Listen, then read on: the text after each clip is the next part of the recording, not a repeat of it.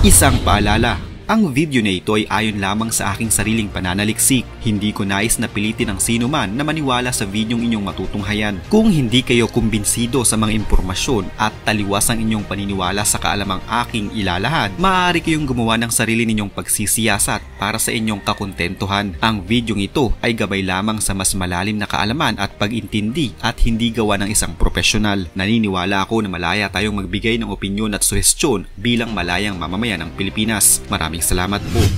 Bagamat naudlot ang ginagawang panghahalughog sa Porac Pogo Hub sa Pampanga na Lucky South 99, noong hapon ng Biyernes ay sa wakas dumating ang bagong search warrant at ipinagpatuloy ng mga otoridad ang kanilang panggagalugad sa mga gusali sa loob ng compound at eto na nga ang gumulat sa ating mga kapulisan. Simula alas 10 ng umaga noong Sabado, muling sinimulang galugarin ng mga otoridad ang naturang Pogo Hub. Sa sobrang laki ng compound, nasa 2 LGU naging sakop nito ang bayan ng Porac at Angeles City. Maliban sa Presidential Anti-Organized Crime Commission o PAOC, kasamang nagpatuloy ng search and rescue operations noong araw na iyon, ang PNP, CIDG at ACG, MSWDO at mga opisyal ng Barangay Santa Cruz. Sa kanilang paghahalughog ay nakumpiska nila at basta-basta na lamang iniwan ang mga desktop computers, mga keyboards, mga cellphones, packet wifi, napakaraming mga SIM cards at mga hard drives, mga DVR system, mga resibo, at iba pang mga dokumento at papeles na tila basta na lamang iniwan sa loob. Makikita din na ang mga gamit sa loob ay mahalatang basta na lamang iniwan at pinabayaan. Ito'y dahil na din siguro sa mabilisang pagtakas ng mga Pogo workers, kaya basta-basta na lamang nila iniwan ang mga ito. Ayon sa Presidential Anti-Organized Crime Commission o PAOC, magsisilbing matibay na ebidensya ang mga nakumpiskang gamit sa loob para malaman ng maayos ang mga ilegal na operasyon ng kumpanya. Noong mga nakaraang araw ay may mga na-rescue ang mga otoridad sa loob ng compound, subalit noong Biyernes ay wala kahit isa silang nakita. Pero noong araw ng Sabado, isang Chinese national na naman ang natsyempohang nasa compound at nakitang nangunguha ng mangga dahil umano sa labis na pagkagutom. Agad naman itong pinusasan upang maimbestigahan kung sangkot ito sa iligal na mga gawain sa Lucky South 99 o posibleng isa din siyang biktima. Ang nasabing compound gaya ng ibang mga Pogo Hub ay kumpleto sa mga pasilidad. May grocery store ito, clinic, salon at napakaraming mga kwarto na pinaniniwalaang isa ring scam farm, lalo at may mga nakumpiskang mga hinihinalang mga gamit sa pag-torture gaya na lamang ng mga metal sticks at baseball bats. Ayon sa PAOC, malaking indikasyon mo ito na posibleng sangkot ang mga ito sa love scam. More on love scam. Ibig sabihin, magpapaniwalain ka na ikaw ay nakikipag-usap sa isang magandang babae, i-introduce ka niya sa cryptocurrencies. Tapos, pag nakuha niya na, pag napag-invest ka na niya, the next day wala na yung tao. Yung torture room kasi, this is the same method na ginagamit ng ibang scam hubs na nakikita natin. Kailangan kasi ma-reach nila yung quota eh. So, pag hindi nila na-reach yung quota for a week, then they will be receiving yung mga beatings na yan, yung pamamalo, yung pananakit. Sa ngayon siguro, we cannot yet say kung mayroong pang mga tao sa loob. Kasi sa tagal na rin ng from the time of first attempt natin, baka wala na ring tao sa loob.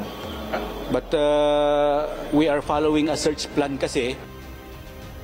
Malaki talaga ang posibilidad na may kaugnayan ng Pogo Hub sa Bamban Tarlac at ang Pogo Hub na nasa Porac, Pampanga. Kung matatandaan, sa ginawang pagbubuklat sa mga vault na nasa Pogo Hub sa Bamban sa Tarlac, nagulat ang mga otoridad sa 16 pang mga vault na kanila pang binuksan sa mga sumunod na araw dahil sa unang vault ay nakakuha sila ng isang pares ng nakaplastik pang posas at isang retractable na baton o isang uri ng pamalo. Ayon sa spokesperson ng Presidential Anti-Organized Crime Commission o PAOC na si Dr. Winston John Casio, posible umunong ginagamit ang mga ito sa mga nagtatrabaho dito na hindi nakakakuha ng kanilang quota o target sa isang araw.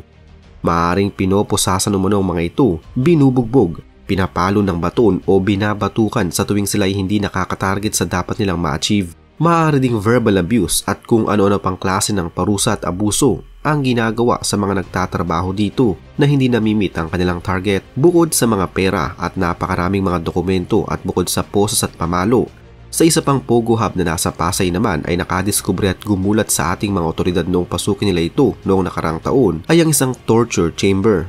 Sari-saring mga pamalo ang kuryente, airsoft guns, mga batuta at yantok at mga nayuping aluminum baseball bat ang nakita nila sa loob mismo ng silid.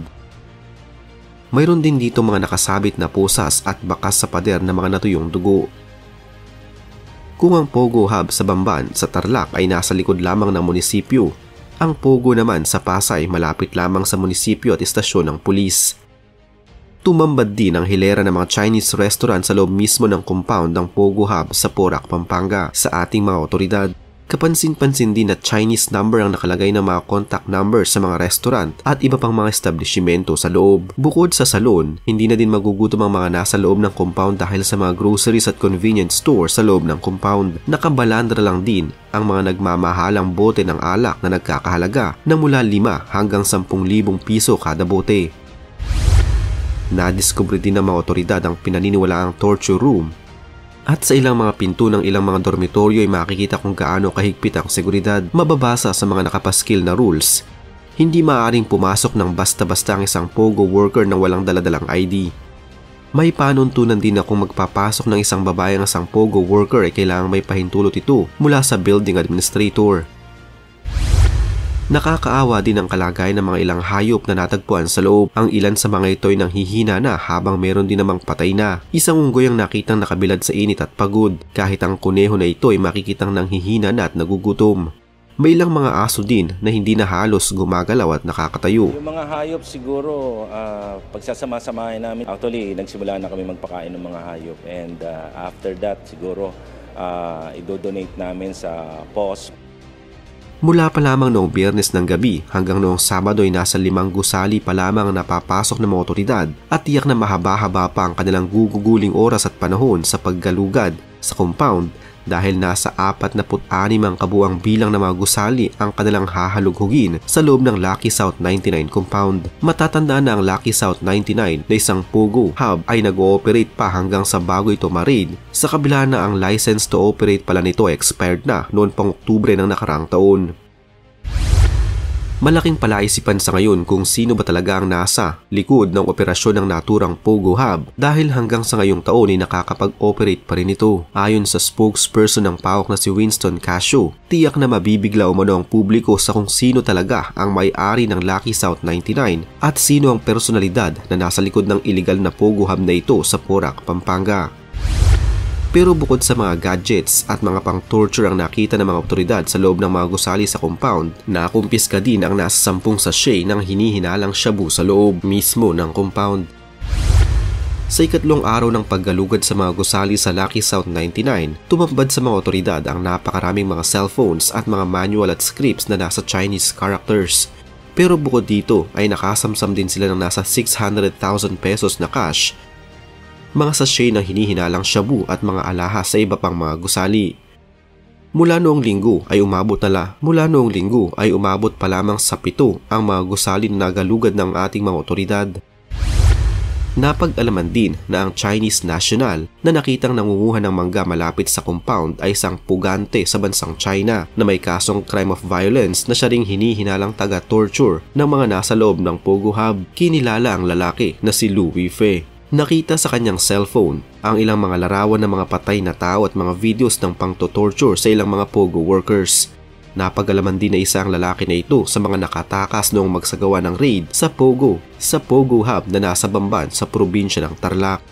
Nagtatrabaho siya dito sa illegal Pogo Hub na ito at kasama siya ng mga enforcer at ng mga nananakit at nagtotorture ng mga empleyado o mga worker. Galing siya kung saan-saan, connected siya sa Bamban, connected siya sa Puntana, sa mga illegal na mga Pogo dyan sa Puntana. Kriminal po talaga yan, sindikato po yan, lahat naman po nandyan sindikato.